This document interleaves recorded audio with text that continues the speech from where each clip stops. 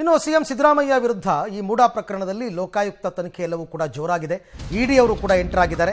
ನಿನ್ನೆ ಇಡಿ ಅವರು ಅಂದರೆ ಜಾರಿ ನಿರ್ದೇಶನಾಲಯದ ಅಧಿಕಾರಿಗಳು ದೂರುದಾರ ಸ್ನೇಹಮಯಿ ಕೃಷ್ಣ ಅವರನ್ನ ವಿಚಾರಣೆ ಮಾಡಿದ್ದಾರೆ. ಸುದೀರ್ಘವಾದ 11 ಗಂಟೆಗಳ ಕಾಲ ವಿಚಾರಣೆ.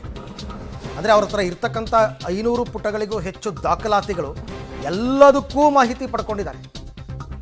ಸೊ ದೂರುದಾರನ ಹೇಳಿಕೆ ದಾಖಲಾಯಿತು. ಇವಾಗ ಇಡಿ ಅವರ ಮುಂದಿನ ನಡೆ ಏನು ಮಾಡ್ತಾರೆ? ಇಡಿ ನಿಗೂಢ ನಡೆಯಿಂದ ಕಂಗೆಟ್ಟಿದ್ದಾರೆ ಸಿದ್ದರಾಮಯ್ಯ ಕುಟುಂಬ. ಏನು ಬೇಕಾದರೂ ಅವ್ರ ಕ್ರಮ ತಗೋಬೋದು, ಯಾವಾಗ ಬೇಕಾದ್ರೂ ಮೈಸೂರಿಗೆ ಎಂಟ್ರಿ ಕೊಡ್ಬೋದು, ಯಾರನ್ನ ಬೇಕಾದರೂ ವಿಚಾರಣೆ ಕರಿಬೋದು, ಯಾರಿಗೆ ಬೇಕಾದರೂ ನೋಟಿಸ್ ಕೊಡ್ಬೋದು. ಹಾಗಾಗಿ ಸಿದ್ದರಾಮಯ್ಯ ಕುಟುಂಬಕ್ಕೆ ಈಗ ಆತಂಕ ಜಾಸ್ತಿ ಆಗ್ತಾ ಇದೆ.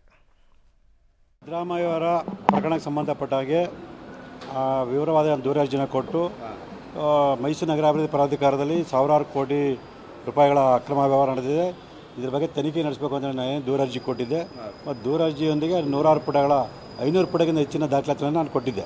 ಸೊ ಈ ಹಿನ್ನೆಲೆಯಲ್ಲಿ ಇವತ್ತು ನನ್ನ ವಿಚಾರಣೆ ಕರೆದು ಯಾವ್ಯಾವ ಅಂಶಗಳಿಗೆ ಯಾವ್ಯಾವ ದಾಖಲಾತಿಗಳು ಪೂರಕವಾಗಿದೆ ಅಂಥೇಳಿ ಸಾಕಷ್ಟು ಪ್ರಶ್ನೆಗಳನ್ನು ಕೇಳಿ ಅವ್ರಿಗೆ ಬೇಕಾದ ಎಲ್ಲ ರೀತಿಯ ಸ್ಪಷ್ಟೀಕರಣ ಪಡ್ಕೊಂಡಿದ್ರೆ.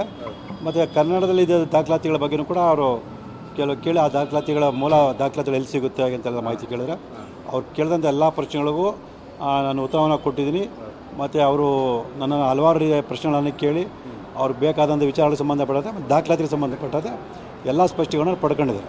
ಸರ್, ಎಷ್ಟು ಹಗರಣ ಆಗಿದೆ? ಎಷ್ಟು ಕೋಟಿ ಹಗರಣ ಟೋಟಲ್? ಸರ್, ನಾನು 5,000 ಕೋಟಿಗಿಂತ ಹೆಚ್ಚಿನ ಅಕ್ರಮ ಹಣ ವ್ಯವಹಾರ ನಡೆದಿದೆ ಅಂತೇಳಿ ನಾವು ದೂರ ಜಿಲ್ಲೆ ತಿಳಿಸಿದ್ದೀವಿ.